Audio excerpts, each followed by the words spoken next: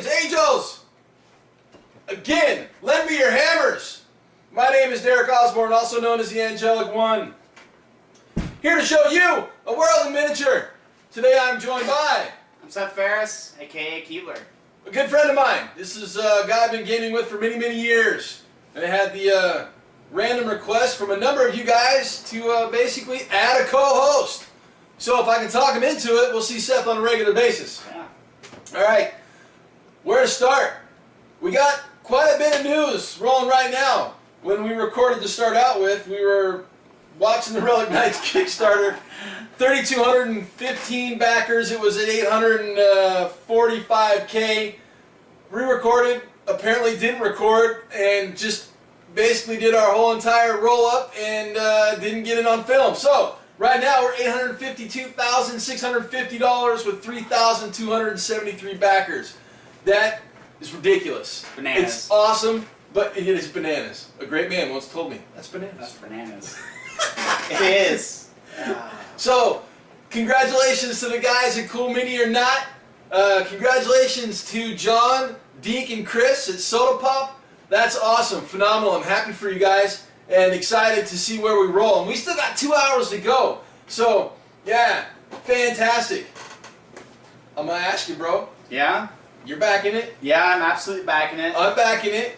What are you playing?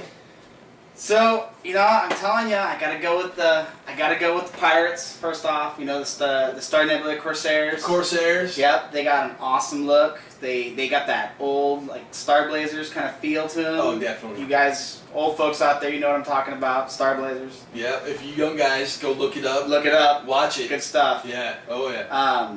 Just an awesome force, you know, and it's the other faction. Man, it's so hard. They're all there. I mean, you got the Knights, you got the Shattered Sword, they look awesome, and Sebastian Cross. And, good guys. I mean, they're just awesome. Laser lances and jetpacks. You got the you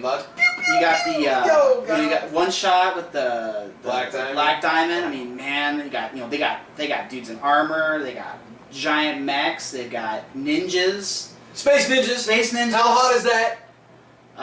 You got mages, you know, running around with giants. The Doctrine with, you know, like giant, like what they call him, the librarian. Is that what he's called? Yeah, we looked at him Relic Knights week here. What? He's episode just 3. Just yeah. awesome looking model, you know. So you got this. I don't know, man. I've got a couple more hours to make that decision. So He's conflicted. I'm conflicted. Boy's conflicted. Lots of choices. What can I say? Yeah. Maybe I'll just jump in for the top level one at the very end. Go all 6. Yeah, sure. Just go all 6 and then just call it. Yeah, two's all I can I'll be handle. looking for a couch to sleep on after that one, folks. My wife will be very happy when she sees that charge. But anyway, enough of me. Yes.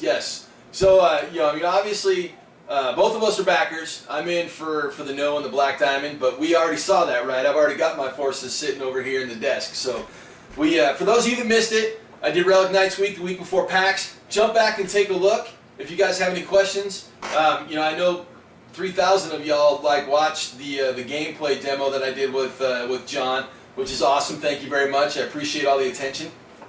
So yeah, Relic Knights. That's fantastic. Now here's some crazy news coming out of PAX. Yeah. Games Workshop and Forge World were at PAX. Yep. Dude. They were sponsors too, from what I understand. Really? Yeah, they were sponsors. If I remember right, I saw them on the page, sponsor in the page? sponsor page. They were sponsors this year. Okay, so just the fact that they were there is amazing. The Yeah. fact that they sponsored, even more so. So, Games Workshop and Forge World at Gen Con this year for the first time in who knows how many years, I don't know, maybe a decade or so, and then showing up at PAX. And, you know, I don't know if I told you or not, but I had a chance to chat with the customer service manager. He's like, yeah, dude, we are full on hitting shows, you know, over the course of the next year. That's good to hear. That's really good to hear because they've been out of the. I feel this is my opinion, right? I feel like they've been out of the loop for so long when it comes to their fan base. I know that they do games days. I know that's a big event. Right. But there's so much more exposure. I mean, PAX and Gen Con and TempleCon, and I know they have representation there from their community, but to actually have the company show up, right, representatives from the company show up, bring product, that's saying that we care. Sure. And that's huge yeah. for a fan. Yep, the official presence is awesome, Yeah. right? So so good on you, G-Dub. Yep. Awesome, way to go. I'm behind it 100%, even though I'm not playing any of your products. I still love your model lines and your fluff. You know, I'm reading Dark Apostle right now, so I will definitely say that I was really impressed to see that. Yeah. That was awesome. So, let's talk PAX a little bit. Yeah. Okay, we're not going to talk video games, right? There's plenty of places to look for video games, and believe me, I didn't get out of the CMON booth at all, so I don't even know what was there. But that's kind of the beauty of PAX, though. PAX has become more than video games. Yeah, totally. So what did you do at PAX? So first day, I hung out. I came and saw you guys. Yep. And I typically try to check out the game, like the board game, miniature game, card Right. game, kind of vendor area first before I go and get lost in the digital world for a day. And check that out. And I came back the next day and got a bunch of demos from a bunch of different games. But I mostly, the last half of my day, I was working with you. Yeah, you were running Zombicide demos. I got a lot of cool demos, but I like these demos so much that I just had to do it myself. so yeah, it was fun. we wrenched Seth into running some demos of Zombicide. For those of you who have not heard of the game, it's actually a board game produced by Cool Mini or Not from Guillotine Games out of France. Now, basically, it is probably the closest thing to a zombie horror movie / Friday night film that I've ever played. Right? I mean, tell me how does it feel? The game, first of all, the gameplay is really smooth. Like that was the first thing that I noticed. I played a lot of zombie games, and zombie games for me are a lot of one-off. I played Last Night on Earth. I played Zombies. Right. You played those games, and those are good games. Don't get me wrong; they're definitely great games. But I felt like Zombicide. It first of all, the characters are compelling. Your piece, you get this great stat card. It kind of gives a general description of who you're playing, and the artwork's of course phenomenal. You got these. And there's these funny characters you really get into personalities, Josh, my favorite. Josh is kind of like your typical punk gang member, kind of white boy, living in the hood, whatever, and he's got an ability called slippery, so he runs really quick and he can get away from zombies without get away from zombies. He's a good one. You've got the cop, which is basically AKA Rick Grimes, folks. No copyright. No copyright infringement there. His name's Phil. His name's Phil. Right. Yes.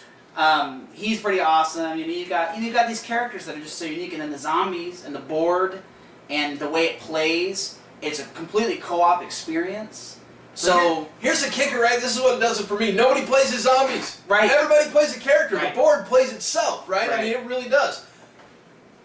Either we all win or we all lose. I mean, that's it, right? And it was just a fun game. Played really quick. The models are stellar. The rules are very slick. At least there's just a lot. Obviously, just me sitting down and playing it for the afternoon. The things that I was thinking about as far as expansion, how they can grow it, is super easy. You can dive into it locally. And I'll tell you what. The other thing that really was great about it was that it's easy to teach people. Because that's what I did, right? I taught people how to play this game. I was demoing it. Yep. I mean, people were picking it up within like the first turn, 2 turns, kind of rounds. And then pretty much they didn't need me anymore. They just were like, just flip the zombie card over, Seth. So we don't really need show us where they pop up. Tell us where they're popping up, and we didn't care. They got into it when they survived. High fives and claps and cheers and oh man, it was awesome. If you're a board gamer, you're a miniature gamer, regardless, whatever, check it out. It is a great game. It's just too good not to check out. And I've got an opportunity for you guys. I've got a contest coming up. I'm actually going to give away an Abomination level Zombicide Kickstarter kit. So maybe episode 20, we'll see. Depends on when that thing shows up. But so we'll be announcing a contest for you guys to get a hold of the board game as well as the Abomination pack. Excited for that. So that'll be fun times. We're going to get that in the hands of one of you guys out there and allow you guys to zombicide it up. Because quite honestly, that's a game that I can play literally every single week. That's a stellar value too, the Abomination pack. What did that have extra with it? Well, you got the game, which retails for $90, right? So the game itself, and then you got an extra kit of zombies.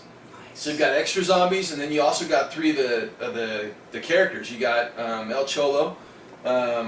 That's the machete guy, right? Yep, yeah, nice. And then you got the scientist, which is basically Sheldon. Sheldon. Yeah. From Big Bang Theory. And then you got Hawk, which is Bruce Willis. From Die Awesome, Hard. awesome.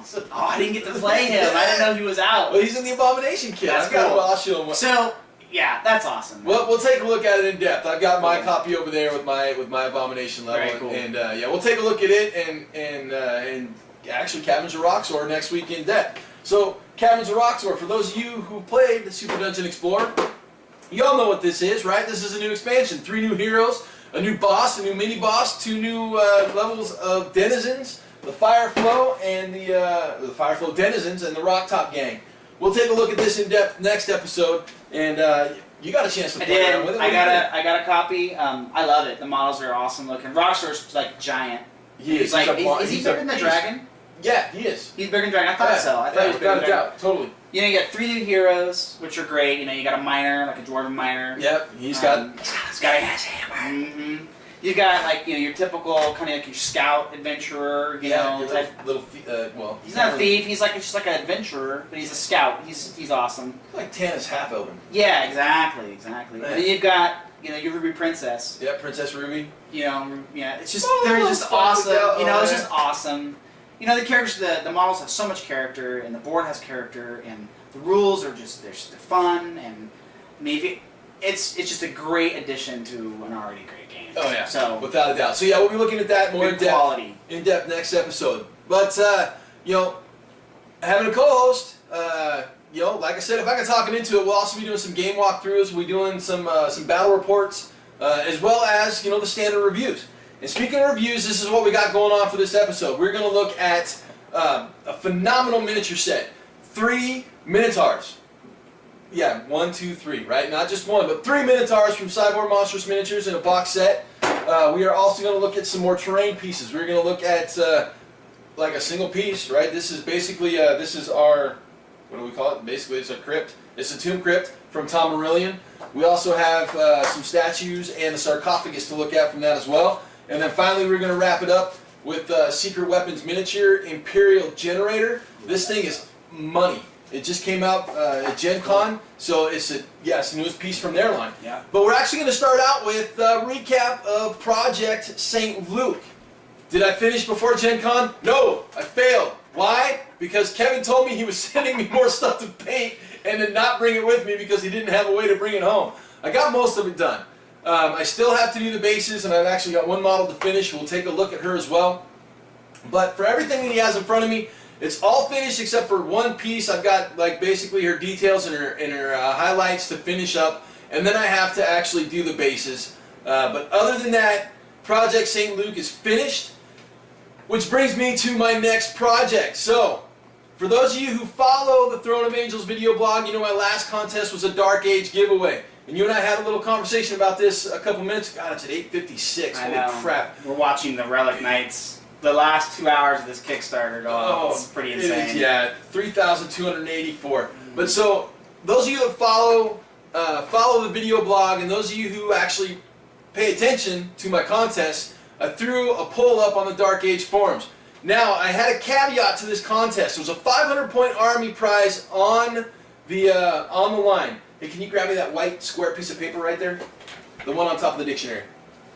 Under the monitor. To the right. There we go. Yeah, right there. Okay, so sadly, I did not get 10 entrants, or what I figure, or what I qualify as qualified entrants. I got 8. So no 500-point army list. But here's what I'm gonna do. First and foremost, it was a Cult of Metamorphosis that won as a project poll. So, out of Devastation, the new Dark Age expansion, that's this guy right here. That is Father Johann. So we are actually going to build his force. And I'm going to unveil that next week and what I have for it. Super awesome, super stoked, totally excited. We had 36 voters, which was awesome. I appreciate that. Thank you very much. But not quite enough entrants to actually, there he is. Not quite enough entrants to award the 500-point army. However, what I'm going to do is I'm going to do a box set equivalent. If you want a box set, or if you want to build a 300-point box set equivalent army, I'm actually going to award that to somebody. Nice. And that person. That? No. What? No. Knock it off. Don't be like that. I can't you to paint models for me? No. I'm not painting models. I'm giving them away. Oh. He's got to paint. All right. But I've got the winner right here. That's what this little square piece of paper was that I had you grab. So, out of all of the guys that entered, you guys are going to get something. Well, not you guys, but there's one clear winner. And it was awesome. He actually wrote a poem. So, Dassen Cop, you are going to win, or you have won 300. Do we have the poem? Can we read it on the air here? Well, I have to, hold on. Yeah, we'll pull it up. Quick break. All right, we returned from our quick break. So, I just squashed it. Where'd it go?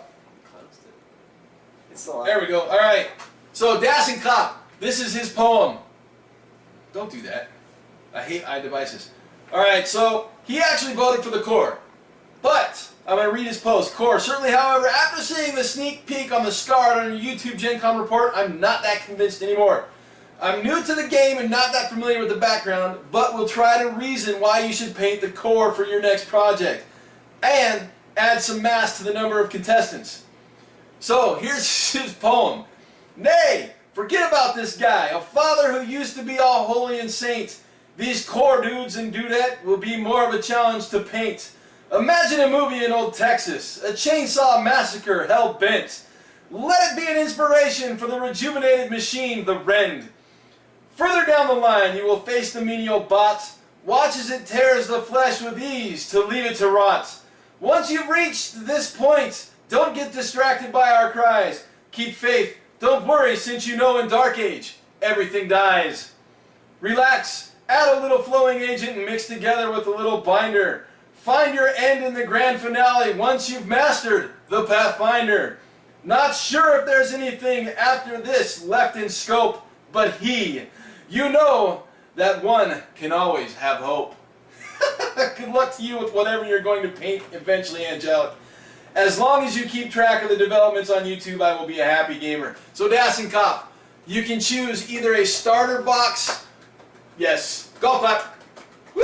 Well done, sir. Love Well it. done. Yes, so your prize, 300 points of individual models or a starter box of your choice. Dassen Cop, congratulations. Thank you, everybody, for entering. And with that, dude, let's get this rolling, dude. Okay, Project St. Luke. We're going to look at basically individual models from just the squads as well as like the solos. So we're going to start with St. Luke himself. We've already seen this model in the past, but we're going to go over him again really quick. And I'm actually going to let Seth talk a little bit about him and what he sees in regards to the paintwork. So we'll get a zoom in on this guy. Now again, just for a size comparison, as you guys can see, using my two standards, the Grey Knight and the Neff Soldier, as you can see, he is about the same size as these models. So for a 40mm base character model, we are looking at somebody quite sizable. So we're going to zoom in on him. Like I said, I'm going to let Seth kind of give you a little overview of what he sees in regards to paintwork. Well, the thing that stands out about that model, I mean, is obvious, in my opinion, is just that he looks worn, and that's important. I think the paint job that you used on it, the warm colors, kind of with the grit. There's some metallics that kind of offset some of that a little bit. Adds a little bit of contrast. It looks like it's ready for battle. I mean, the blue. I don't understand, how did the blue come about? How did the blue come about? Well, so when I first put this paint scheme together, what I did is I actually took the standard paint scheme, rolled it into Photoshop, and actually made a bunch of different schemes. Right? I made a bunch of different schemes, and I showed them to Kevin, and I said, which one of these do you like the best? And he picked one, and it happened to have just random blue highlights in places, so I kept them in there. Right? So basically, to me, the idea behind it is that he actually started out in blue armor. Ah, okay. Right, so that's where the blue. That's why it's still on the edge. That's why it's still there. Obviously his helmet, as you can see, is completely blue. But so basically, he started out in blue armor, and for the most part, everything over and above the blue armor is really just supposed to be dirt and grime and just junk that is kind of covering up that core set of colors. And the other thing, I was just looking at it, and I just kind of noticed that the red, that brownish red that you used, Mm-hmm. the way you used it, it doesn't look like rust to me. Right. Which is important because this is St. Luke, right? This guy Mm-hmm. needs to be like a well-oiled machine. Exactly. Battle, always in battle. Yep. Right? Yep. And that's what it kind of looks. It just looks like he's always out on the front line, always out on this kind of like this wasteland. It's a good contrast. Yeah. To the model, and just doesn't look like a broken down tin can. So Sure. And one of the things that Kevin did say that he wanted basically volcanic bases, right? Yeah. So the fluff, he's out actually kind of in the area where the fire cast is. He's in a volcanic area. Mm-hmm. So that's kind of where the red came from, right? It's kind of a volcanic Yep. dust, that type of feel to it. So we're going to look at Marionette next. This is the one model that I have not completed, right? She's not finished. I still have highlights, and I really kind of wanted to keep the studio scheme with this model because I really liked it. But I've modified it a little bit to kind of fit the feel and the flow of this force. I still have to finish up her stun rod. Obviously, I still have to do her face, but for the most part, this is her base color scheme. So I'm not familiar with the studio paint on this one. So what is the white? Will that stay white? it'll stay white. And basically, what I'll do once I'm done with the core red, as you can see her gloves and her tabard Right. there, I will give it a gloss spray over because in Dark Age, the Forsaken women tend to wear rubber. Oh, Right, so the white is actually a rubber suit. So rubber suit. Rubber suit, yes. I'm sure there's a perfectly legitimate fluff reason for that. Yeah, well, the art's based off of Rubber breathes really well, from what I understand. yeah, especially in the heat. And then we have the medic here. She's also in rubber, right? So she's in Once again, breathable, futuristic, apocalyptic wear, folks. Yep. Keep that in mind. Totally. But I have not put any gloss or anything on her. As you can see, I've done basically a highly reflective paint job to basically make her kind of feel the same way. Sure. She's a healer. She's a medic. Medic. Yep. Okay. So this is the medic. So mechanics wise, she has no combat abilities really. I'll be honest with you, I don't know. Oh, okay. So I'm sure she has some sort of Like options. Poisons or something. That'd be kind of cool. That's a different faction. Oh, all right. See, We need to get Seth involved with the Dark Age. I'm working on it, folks. All right. So I like these guys a lot, by the way. okay. So But these, you know me, I like guys with guns. yeah, guys with guns. I know Seth has always liked guys with guns. But basically, these are one of the Firearms. two. Yeah, firearms. Thank you. Anyway, go on. So these guys are known as arsenals. They're basically one of St. Luke's St. Luke only minions, so to speak. He also has stingers, which are guys with spears. But since our St. Luke is armed with a shotgun, we have arsenals also armed with shotguns. So again, the premise of their paint job really was to kind of stay in line with what I did with St. Luke, right? Really to kind of color match. Yeah, and they look very. I mean, for looking like dirty, battle-worn models, where it'd be very easy to go off the color scheme, they fit very well in line, and you did that, I'm assuming, by kind of mimicking the same paint job you picked up off of St. Luke, correct? Correct, yep. Right, nice. Yeah, so that was the point, really, in what I wanted to kind of accomplish with these guys. Nice. So as you can see, there's 4 of them there, which is basically the max size of a squad. Now, we've looked at these other, so basically those are the models that we haven't looked at, but we've looked at these ones before. All these right, I like these girls. These are our firestorms. So we'll just take a quick look at 3 of the poses. We have 6 total in the squad, plus she's the squad leader. This one here on the left. All right. Again, their premise really is chicks with flamethrowers. They're great looking models though, and you kept them once again easy, somewhat simple, basic color scheme, but still lots of detail. Right. Without like muddying it up. Just I like it. It's simple. There's a lot of washes basically. Yeah, I've done a lot of washes. So this force primarily was it was all primed white, and the number of washes set over that white, and then details picked and pulled. All the metals obviously are just straight metallic paint. Sure. And then it was applied after the fact. But same with all the skin. All the skin work was done with flesh and highlighted in the typical standard manner that you would get out of basically any of your standard base coat highlight tutorials. So the the base premise for most of the Force was quick washes to get paint on them quickly and really get a good color basis in as quick as possible. Now this here, he's the mechanic, another solo. I like this guy too. As you can see, lots of flesh on this guy. I really kind of wanted to keep him, in leathers, right? I mean, that's really what I wanted to portray with this guy. Did a good job of making what looks like his tool belt almost oily.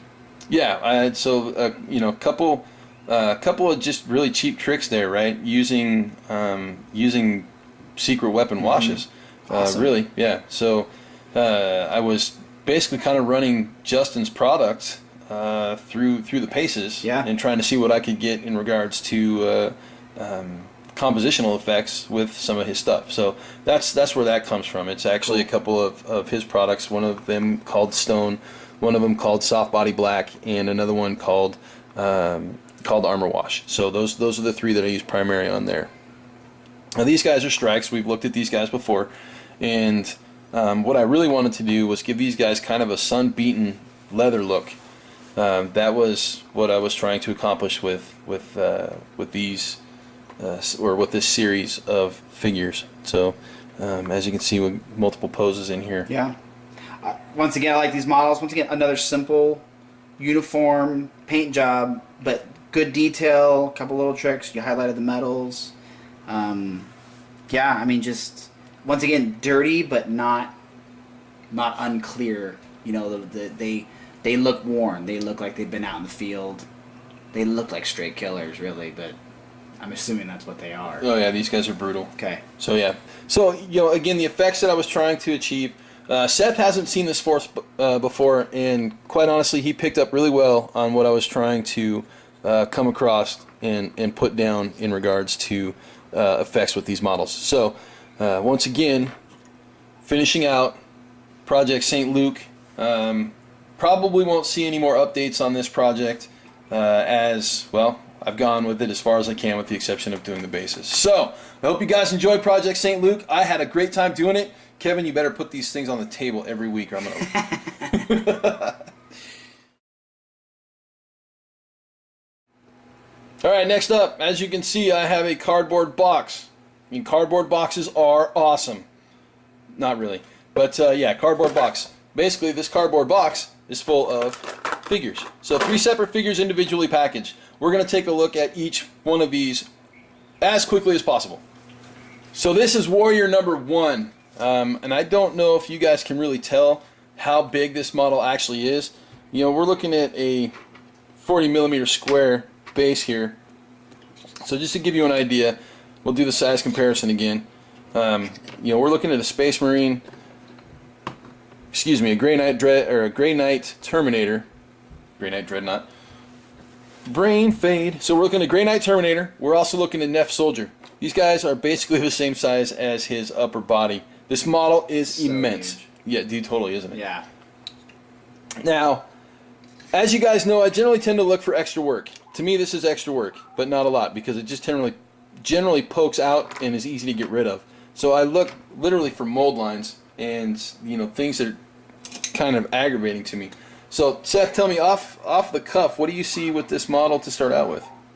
Well, I don't play with resin a whole lot. Okay? Sure. I'm still new to it. There are some mold lines along the horns, not huge bad ones. Nothing real glaring. The only flash that I noticed just by a glance is in between the legs. Where the hoof and things like that. Sure. But that's production, right? They can't do anything about that. Sometimes, I'll be honest with you, I don't know the resin process either, but this stuff, it literally cuts out right quick. Real quick, right? Yeah. So I mean, it's just this little flashing really isn't anything to worry too terribly much about. In my experience, or my limited experience with it. Here, obviously, we've got a vent. Oh no! We've got a vent line, which is kind of where that extra little flash comes from, right? So I mean, that stuff cuts out right quick. I don't see any air bubbles. You see any air bubbles or anything? I'm looking, and that's, you know, to me that's always the first thing I look for is air bubbles or casting issues with air involvement. Yeah. Is that a good term? Sure. So, you know, there's the legs. Looks pretty clean. So the upper body. Oh, there's a little head in there. Check that out. You see Yep, that? I see that. Nice. Says belt buckle, maybe? No. It could be. It's built badass. I don't know. You know, I don't, like I said, I don't see a lot of air Obviously shield. bubbles. I don't see. Check that out. I know. It's so big. Look at the heads on the. He's holding a pair Oh of my heads. goodness, he's holding like human elf heads. That's awesome. It's Minotaur. So obviously we got a gladiatorial style face shield there. Yep. You know, horns are obviously going to plug into the top. And again, as Now- you can see with cursory review, I'm not seeing. Now, now this resin, is it pretty sturdy? Is this pretty solid resin? Oh yeah, dude. I mean, I'm not breaking Good. that. There you go. Yeah. Yeah. Like I said, you know, I remember calling you not even a couple months ago and saying, "Hey, I just got my first resin model. I mean, true resin model. How do I work with How it? do I work? You know, what should I be aware of? You know, so for me, resin's kind of a new deal, and I like it. But I just, you know, some of the things that I gotta be aware of, or what should I be looking out for? Things like air bubbles. Air things bubbles, like, yep. Things like mold lines and how strong is the resin in pieces and stuff like that. Everybody's going to plastics. Everybody's, you know, moving away from metal, going to plastic. But there's still a lot of these highly detailed resin models that are out there. I mean, obviously, and this is one of those. Yep. So, what should we be concerned with? Well, here's the biggest concern that I have, and it actually is, it's very applicable right here, right? This area right here and how it actually comes together, and the. Oh, I see. So see, there's quite a bit of plastic that is attached to, you know, even though it's the inside of the arm, that inside of the arm is going to attach to that right flat there, spot, yeah. right? So realistically, I'm going to have to disconnect that with a Yeah, saw blade that's gonna and have not to a pair require of some work. clippers. Yeah, and that's, to me, that's what I tend to look for outside of air bubbles and outside of mold lines. I'll be honest with you, for the most part, Yeah. with all the resin stuff that I've looked at, mold lines seem to be very minimal. Yep. In everything that I've looked at. The big hang-ups that I seem to be having on a personal level with resin miniatures right now is really kind of how they attach to the sprue, Yeah. like here on the arm, and those are the things that I have been looking out for, right? The horns, not such a big deal, but at the top they're actually connected at the top, so gonna have to show a little bit of precision and care in there when separating those, not going willy-nilly and hacksaw with Sure, the sure. razor blade. Yeah. So that's warrior number one. Let's take a look at warrior number two. All right. So Seth will attest to the fact that there are like three armies that I absolutely love. The first and foremost is dwarves, right? I'm always about the dwarves. Yes. And the second is the big monster army, right? If I could run a full army of minotaurs or a full army of trolls, I would do it in a minute. He does it, by the way. I try. I do try. I am absolutely in love with this model. Just at the base of the core, what it Yeah. is. I mean, as a minotaur This goes. makes me want to play Minotaurs. Oh yeah, totally. And I don't like Minotaurs. This model is sick. And this is warrior number two, so we still have the chieftain to go. I will say, just a precursory glance, I actually found a mold line. As you yeah. can see right there on the bottom of the leg. But that's not horrible. No, it's not. Little Not at tiny all. file. Not easy, even. Not even. Yep, 600 grit sandpaper there is you what I go. would use See, on that. perfect. Yep. So, you know, a little tech tip for you guys who are new to working with resin. 600 grit sandpaper does wonders. Awesome. I don't even have that. I think I'll have to go grab some now. There you go. It's cheap, and you get it at Fred Meyer's or any do-it-yourself store. I will say the one thing that I'm really noticing is a lot of little details. Look at the heads and the skulls, basically, that are hanging off of his belt. And I'll tell you what, as I'm pretty finicky when it comes to miniature shopping. Yep. And because let's face it, miniatures are kind of spendy. But you pay for when you pay for high quality, you want high quality. Yeah. And it's the little details like that, particularly on these resin pieces, that really set it apart. That make me want to go and spend the extra money to buy the three giant minotaurs. You know, stuff like that. Oh yeah. And for a kit, right? I mean, you can buy these guys individually, or you can get them in a set of three. You know, I mean, look at that. He's got a pounded out, basically metal gut plate. Oh yeah. You know, and then he's got little. So let's talk about that. The way that that's Yeah. positioned on there. Mhm. Now, does that look like with that particular piece? Is that going to be something that's going to be difficult to get off there? You think? So this one, yes and no. See, that's sturdiness of resin right there. Sure. I'm dropping it. Yes and no. Right? with this one, again, I would use, instead of a pair of snips, I most definitely would use a little blade. And I have one. I keep it handy. Where is it at? Apparently, I don't keep it handy Kinda enough. handy. Yep, that's not It's got it. more tools than like 10. Yeah, Tool well. Man. That's a bad joke. But seriously, that's a lot of tools, Derek. It is, well, you know, I do a little sculpting. But I no do a lot saw, of conversion folks. works. I got a saw! It's around here somewhere. Anyway, Yeah, we'll move he on. has it. I have a saw. Basically, it's an X-Acto knife blade. It's about this long. Okay. But yeah, that's what I would use to remove the legs from that piece. So let's take a look at the upper body. You know, the upper body, well, quite honestly, I would snip that and then sand it down because it's going to go into the recess of that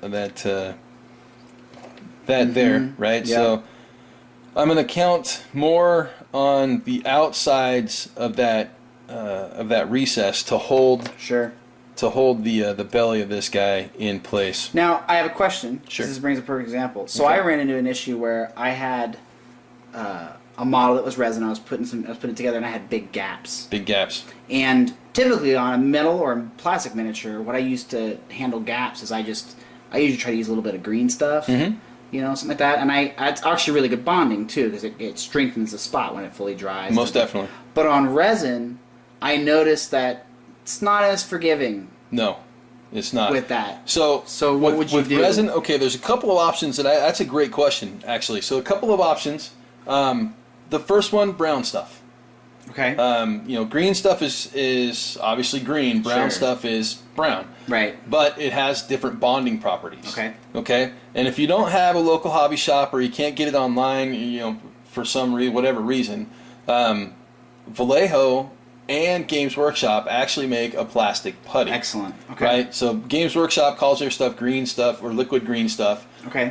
Where Vallejo, it comes in their standard dropper bottle and it's white, and it Perfect. actually is All right. a fairly quick drying, semi porous plastic. I want to say cement, but it's not. Okay. Right. It is most definitely a putty of sorts. So again, you know, taking a look at the detail on this guy. Once again, another half side gladiatorial face mask, and half bestial Let's look at angry that shoulder pad pissed off real mineral. quick. Wow, that is a cool shoulder pad. It is, and you know, I mean, obviously you can see the detail on the face, facial carvings, you know, teeth down below, but that pad is freaking amazing. I am never surprised anymore at the crazy stuff that I see coming out of Cybor. I mean, their level of detail Yeah. is phenomenal. They really do have some great models. Oh yeah. Their ranges are pretty awesome. So here, obviously, we're just looking at horns and the arm. This would be his right arm. Yep. And then, All right, I like this part. yeah, dude, this is awesome. That sword is wicked. It's an epic sword, you know. And so we'll just give you an example of we'll just give you an example of the size of the sword. Yeah. So yeah, that's the sword. That sword is. That's more than a hand and a half. You know what I mean? Oh yeah, most definitely. So yeah, now we're talking in equestrian terms, right? None of us are horse riders, but it's all right. All right, so that's the Warrior number 2. I am thoroughly impressed with this model, and I absolutely am in love with it. Fantastic piece of work out of Cybor. So up next, the Chieftain, and last in the set, we have the Chieftain here. You know, as you can see, they all come on decorative bases, right? And I really dig that about this line, to be honest, is that the fact that they come on decorative bases. Now, his legs are obviously set, so he is standing on the base Right. in a step-up manner, right? Now, as you can see, we still have, you know, some more of that plastic flash on this one, not so much on the Warrior 2. But again, it just really kind of pops out of Pops place. right out, Yeah, yeah. so it's not anything that really, I think, should be aggravating on any yeah. level. So, I mean, it literally comes right out. But again, quick cursory glance on this guy, no mold lines. Right, I mean, I'm not seeing any really quality issues. Again, gonna have to cut with the saw on that foot there. You know, I can snip that one out. It's not gonna be that big of a deal. Wow, look at that. Yeah, That dude, guy that's is amazing. Awesome. You know, normally I hold these things with my foresnips, but in this case, this sprue beam is just way too wide. I can't actually do it without dropping it like continuously. So that's why you get to see. That shoulder pad. Zoom in on that bad boy. It's like a Minotaur head, like sculpted on that shoulder pad. I know, that's awesome. Very cool. And I do love their back crests. All of these I was huge noticing back that. I was crests. like, do they all have that? I think they do. Yeah, His every just seems single more one of them. prominent. So as you can see, there And is. he's not wearing a helmet. He's not wearing a helmet. He does have a mold line, however, down his left arm. Yeah. Does it? Oh, does it go over the... It does go over the shoulder a little bit, but I don't think it's going to obscure Nothing too too much bad. detail to where because it actually fits kind of right in a recess. Yep. So a little good pre-planning on the part of Absolutely. of the mold guy. So these models, you just looking at them, I was thinking about, just while we're going over this, what armies these would be good in. I mean, obviously, if you're a painter or a sculptor or things like that, or a painter, these are just great models to paint, but like these would be awesome Beastman army. Like, type generals or units and things like that. I mean, wow. Yeah, without a doubt. So look at that axe. Yeah, that is awesome. Huge. Well, look at the axe and how it's shaped. Do you not see the face of the Minotaur in that? Oh, yeah. So the axe, even though it's pounded metal, it is pounded metal into the face of a Minotaur. So not only is a Minotaur running around beating you to death, he's beating you to death with a axe head in the likeliness of his own head. Yes. Yes. So that is phenomenal. That is extremely phenomenal. I got awesome. Yeah, that's a lot of character right there. That's like the sculptor had to think about that. Like, how am I going to design this? Oh yeah, I'll put it in Minotaur's face. Nice, very well done. So I got nothing else on this model. It's fantastic. That is the round out of the Minotaur set from Cyborg Monstrous Miniatures. Good job, guys. All right, so we're looking at actually 4 separate pieces from Tom Aurelian. Yeah, we've got the crypt or the tomb, we've got the sarcophagus, and then we've got a couple of statues. Right, the statues are for either the sarcophagus or a pair of pedestals that I actually don't have in the shot. For some reason, they were on the other table. So, pair of pedestals, right? The pedestals are very simple. They're just one piece. Solid resin, and they're literally set for statues, right? You glue one to the top, and then, wow, bam, I have a complete terrain piece, and, it's there and set and ready to go. I can also use the sarcophagus as a solo piece on its own, right? Or I can mount a statue to the middle of it and really make a nice presentation piece. I've got a male and a female here, right? So, I've got the female. Basically, however I feel like doing it. I really like these pieces. I mean, they're so... It's simple, yeah. It's just simple, and they're great sized. You can put them anywhere. They're whenever we used to put our terrain together, we would always want filler. Yes. You have these big blocks terrain with like trees and giant rocks and stuff like that, and then you have these big swaths where it's like there's really no cover for, particularly in a war game. There's really no cover, for just that individual guy to hide behind. Wouldn't it be great if we had that? And these pieces are perfect for that. These are perfect. These are 100% perfect. You're 100% correct. We'll look at the detail of the crypt here in a second. But just to give you a size comparison, right? I mean, this is a sarcophagus. This is the height we're looking at, right? We're looking at quite simply a fantastic little set piece that'd be quick and easy to paint up, right? Oh yeah. It's got a high level of detail to it. I mean, the detail is beautiful. And very simple in regards to cleanup. So just a quick size comparison there. Obviously the pedestal, and we'll do a statue here. So as you can see, good sized pieces, right? So let's take a look at the crypt, kind of in depth. We'll do a zoom in on the door. The door has a phenomenal piece of filigree work right on the front of it. Now the door is part of the piece. It doesn't come off. Correct? Oh yeah, so this is, as you can see, it's not a solid piece, right? It's hollow, but it is a one-piece element. Good.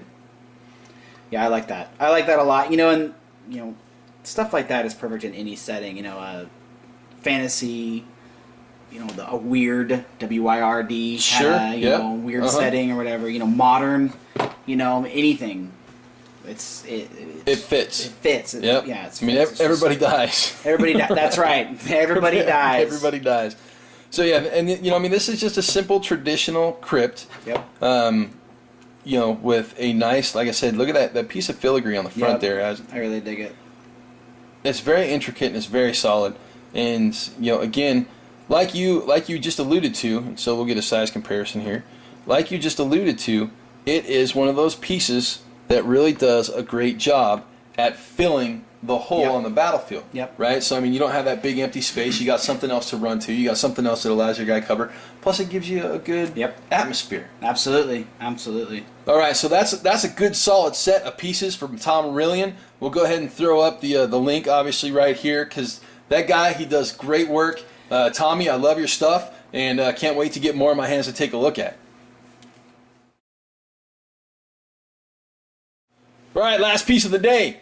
This is the Imperial Generator from Secret Weapon Miniatures. Now, I say Imperial Generator, it kind of has a, you know, little SW feel to it, don't you think? Absolutely. Right? Yeah. Absolutely. So, yeah, I mean, obviously inspiration. Maximum firepower. Yes. Yeah, dude, I love it, right? And you can do multiple versions of this together, right? You can take two of them and basically side by side them, because these pieces are literally, I mean, they sit side by side perfectly, and, you know, we've got the control panel that slides in there.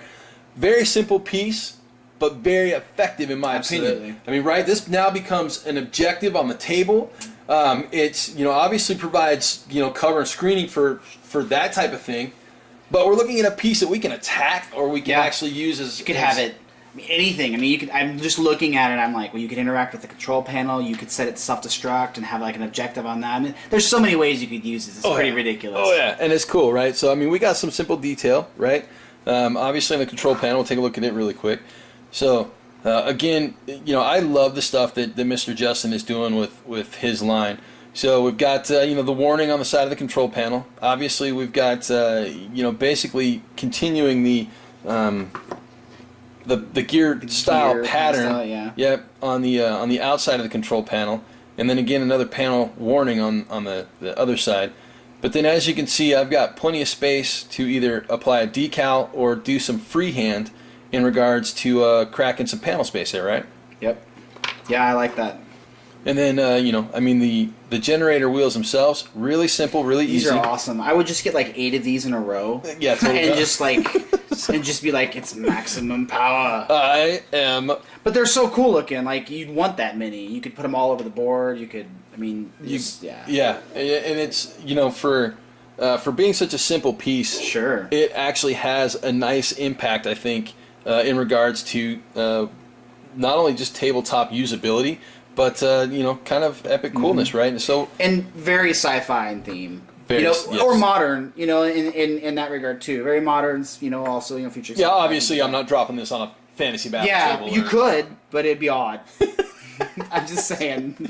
Emperor Karl Franz with the Imperial Generator. He's gonna win.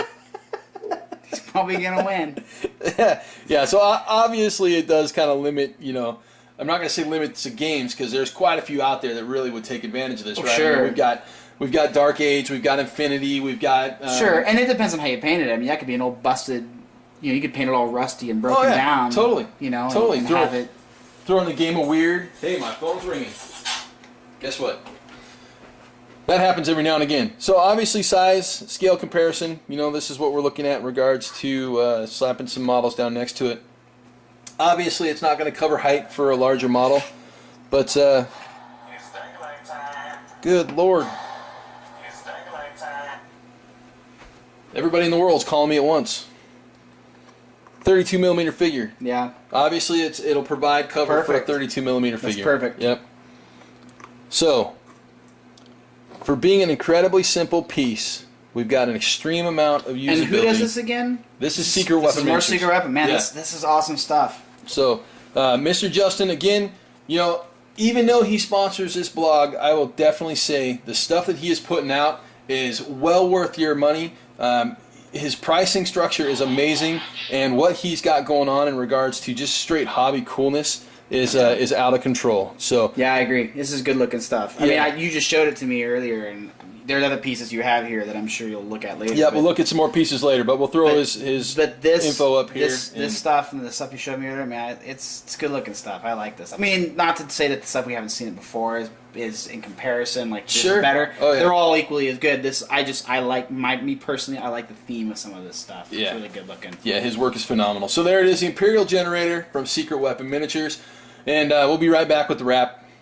And a wrap. So, dude, that was awesome. Yeah. All right, so we looked at some Minotaurs, amazing, right? I mean, just straight up amazing. It's gorgeous models. Secret Weapon Miniatures, Mr. J, I don't know how you do it, man, dude. You are on top of it, and regardless of the fact that you sponsor this video blog, I am thoroughly and continuously impressed with your products left and right. I mean, Seth, we were just talking, he's like, yeah, I got to order one of those. Yeah, I'm going to have to order some of those. I mean, it's just, I hate building terrain, so if somebody's going to make me terrain that looks freaking awesome, then I'll just be like, okay. Yeah, totally. I take my money. Yeah. No problems. I don't have any problems with that. And the same with Tom Marillion, right? I mean, obviously we'll get links up to the website for both, or actually all three of the guys, either somewhere along the bottom like we normally do during the show, or we'll kick it into the comments section. So with that, episode 20 is a wrap. Dude, Seth, thanks for joining me. Hey buddy. man, anytime. Nice. Now I'd like to hear what you guys think about having a co-host. Should we continue doing it, or should we just go back to boring old me? Be gentle. Be gentle. Not really. I don't care. I don't care. It's fine. Drop in. Yes. Let us know. All right. As always, thank you for joining us, and we'll see you guys in 2